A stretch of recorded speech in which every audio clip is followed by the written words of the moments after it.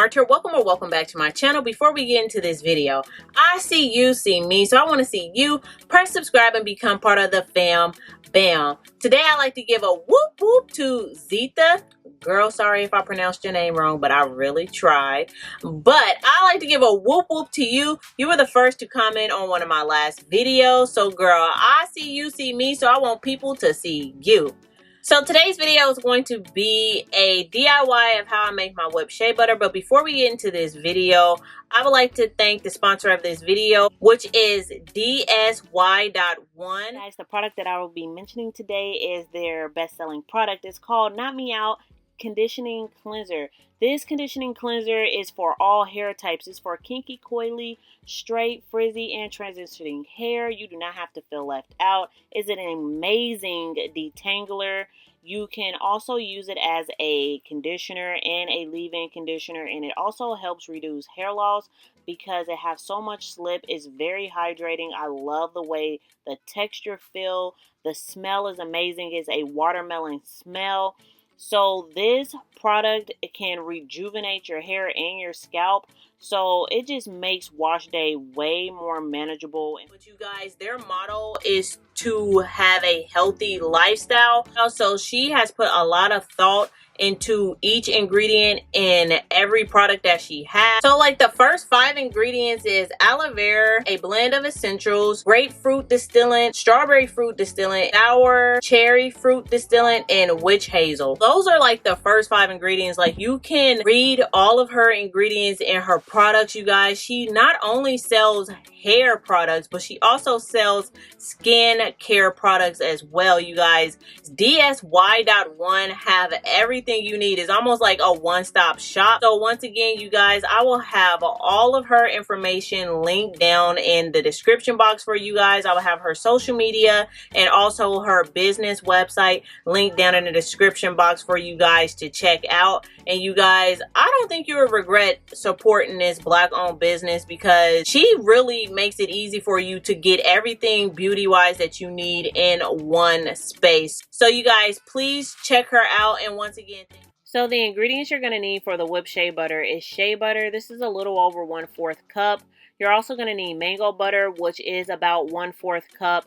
And you're going to need kukui butter, which is a little under 1/4 cup. All of my butters, I try to make sure that they only equal a cupful when I melt my butters down.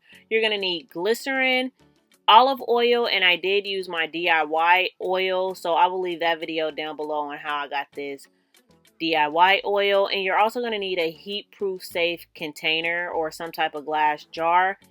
Melt these butters down any way that you like.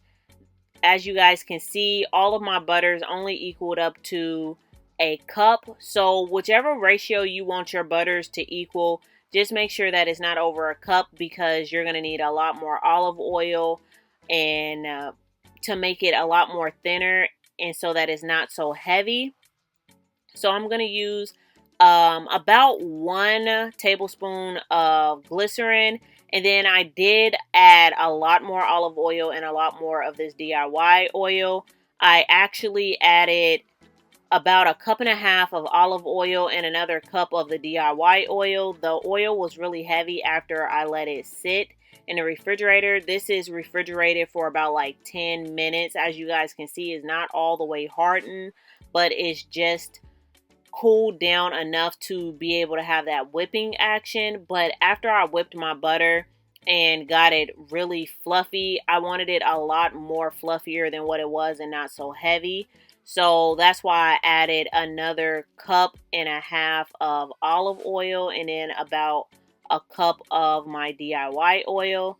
So you guys, you're going to just get a hand mixer and mix your oils until it's fluffy. After you mix it, probably for about 4 minutes, you're going to want to put it back in the refrigerator and then take it out and whip your butters again. And this is what it looked like after the second whip.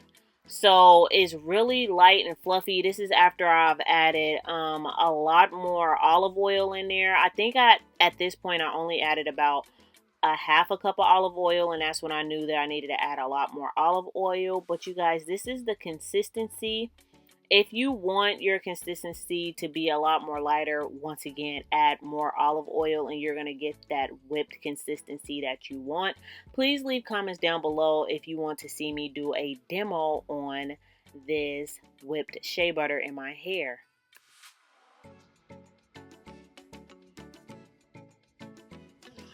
Okay, you guys, so that is the end of this video.